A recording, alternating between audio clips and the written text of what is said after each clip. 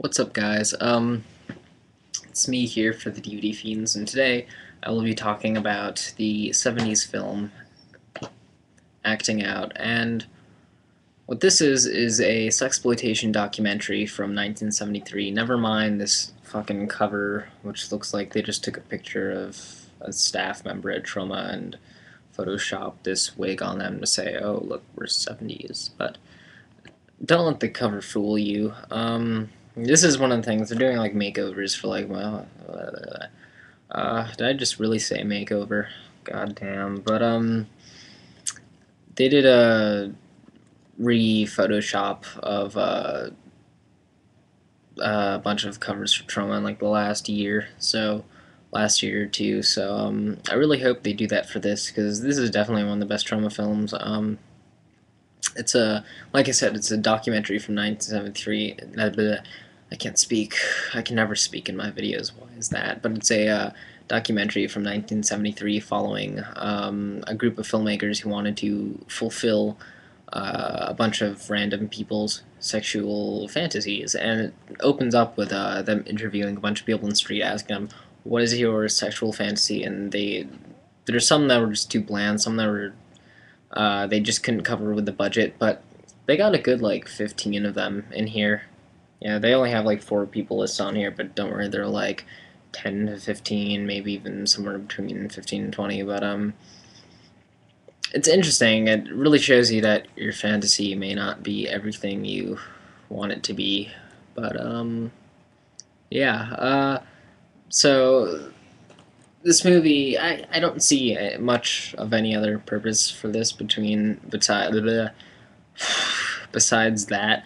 But I don't know. It's a really damn entertaining documentary, and it's really damn interesting when it goes from being kind of funny at times.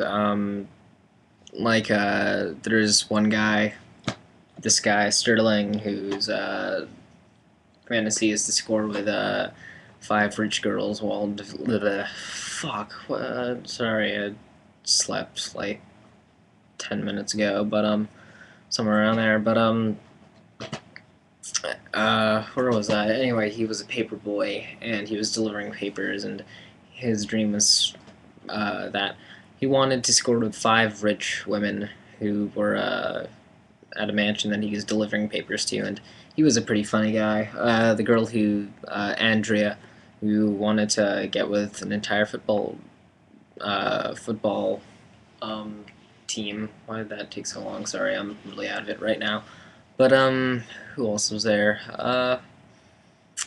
Oh, there was one girl who they just keep cutting back to, like every now and then, who was just like trying to do like a meditative, this whole like meditative masturbation thing. That was her dream, which they fulfill somehow. But I'm trying to think what else they do. Well, those are some of the interesting kind of lighthearted ones. There are some really fucked up things in this movie, like trying to remember one. The first one that kind of made me go question it, going, was well, actually no, more than just like, wow, was this guy asked for a blonde woman. He wanted to, I forget what he started out with, but he started like, just making out with her, and then after a while he would start getting rough and then start slapping her, and then he wanted a can of Crisco oil that he would shove up her ass, and then he kept like hitting her on the ass, and she said she was scared shitless, and she looked, when she said after when they interviewed her, that when she looked in the guy's eyes, she was terrified. There was something crazy in that guy's eyes. And one of the scariest ones, I'm gonna spoil one of the weirdest fantasies in this movie, but the weirdest one was well, one of the guys, his dream was to walk into a cathedral where and a slightly older woman, around like 50s, 60s, sitting praying. He wants to chase her and then rape her and then dump her body into the river and then wear her dress, and he acts it out.